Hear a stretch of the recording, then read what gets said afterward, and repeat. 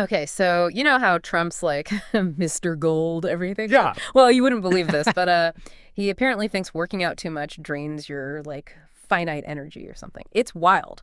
Welcome to the deep dive where we go deep into these kinds of stories to bring you the good stuff, the surprising parts. And today we're going to be checking out some of the more unexpected or like less talked about stuff around President Trump's life and his career, especially with him being back in the White House. For those of you who want the full picture fast without getting bogged down, this is the place to be. Yeah, definitely. We spent a good chunk of time going, beyond just the headlines you see everywhere. And we found some really interesting stuff surrounding this latest election and what he's doing now. Think of it like getting the whole story behind some of his more, you could say, distinct ways of doing things, both in public and his personal life. Exactly. We're not here to rehash the usual political back and forth, but to really explore those like odd little things about him, the relationships that raise eyebrows, and even some of the really dramatic stuff that happened on his road back to the top. So let's just jump right in. And I think a good place to start is with those surprising lifestyle things we found. We came across this article in the Times of India called 5 Odd Facts About Donald Trump's Lifestyle That Might Surprise You. And one thing that really stood out to me was how he sees exercise. Apparently, while he plays golf, he usually uses a cart. It is interesting how something seemingly small like that can give you a peek into his whole way of thinking, right? It could be that he's all about being strategic rather than just physical effort. And you could argue that pops up in other parts of his life, too. It makes you wonder how different people decide what to put their energy into and what they want to focus on, right? Oh, for sure. It's less about, burning calories and more about having energy for other things, maybe making deals or being in the public eye.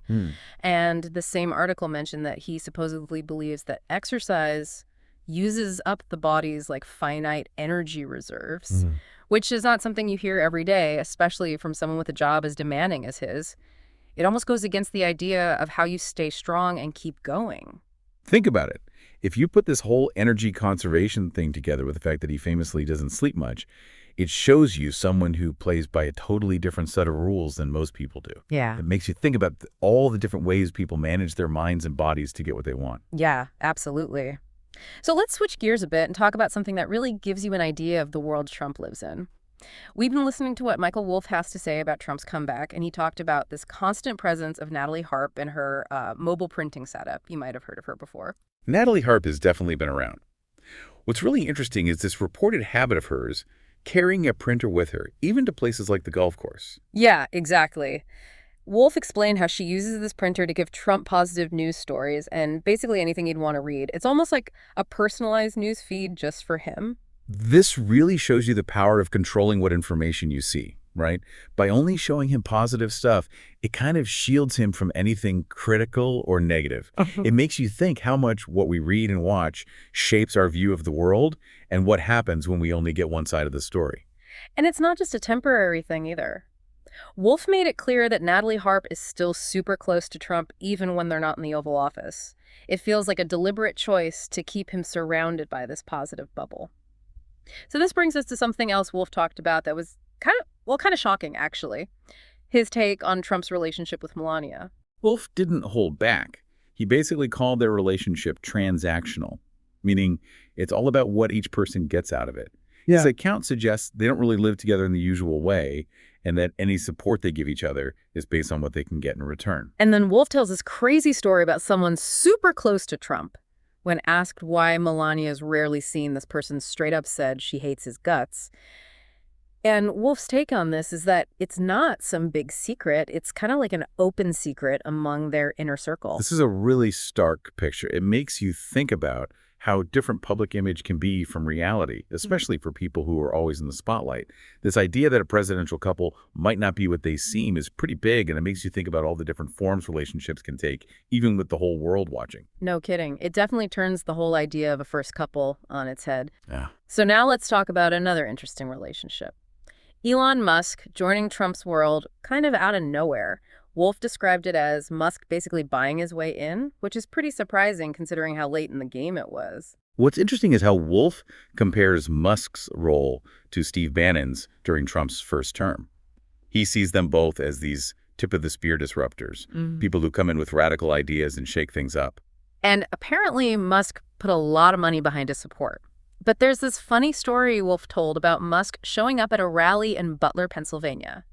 Now, Butler is a significant place because that's where the first attempt on Trump's life happened. Knowing that makes Musk being there even more interesting, right? For sure. So Musk, who is supposedly pouring money into Trump's campaign in Pennsylvania, shows up on stage looking, let's just say, not very put together. Well, Wolf said it was like seeing Mick Jagger in a way too small t-shirt with his stomach showing. And apparently Trump was just totally confused. Like, why didn't Musk's shirt fit right?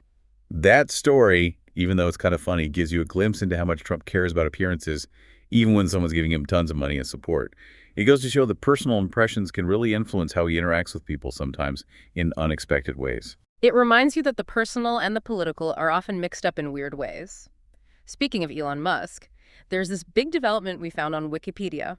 On February 3rd, 2025, the White House announced that Musk was appointed as a special government employee in this new Department of Government Efficiency they're calling DOGE.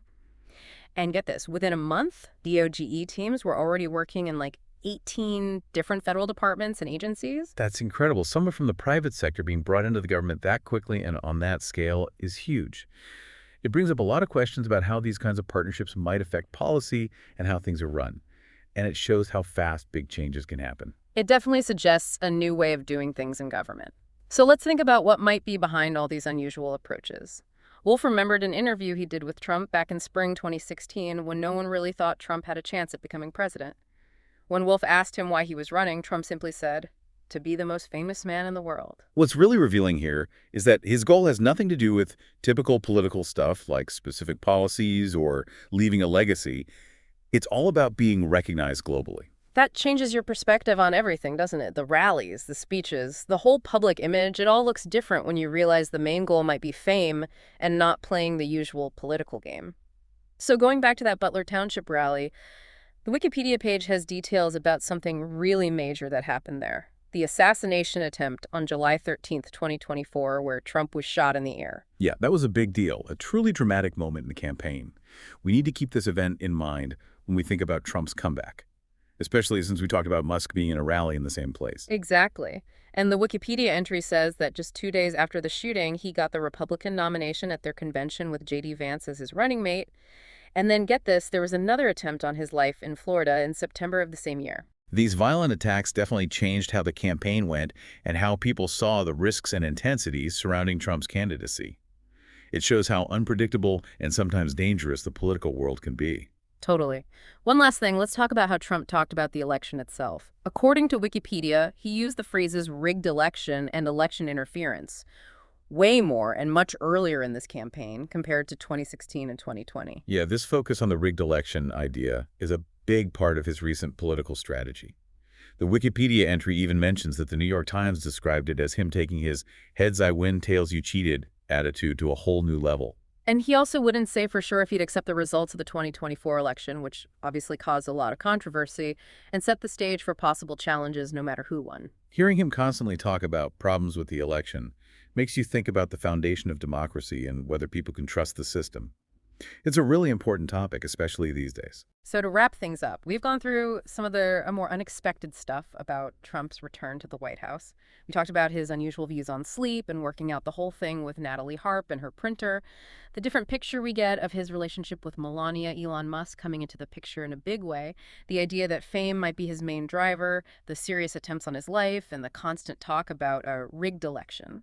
Hopefully this deep dive has given you a more well-rounded view of things beyond the usual news headlines. And for those of you who want to get to the point quickly, we try to give you those surprising insights and aha moments without getting lost in too many details. That's the goal. So thinking about all these unconventional things about Trump's life and career that we've talked about, from his personal habits to the political drama, what stands out to you as the most unexpected part of his presidency so far? It's definitely something to keep in mind as you follow what's happening. Thanks for joining us for this deep dive.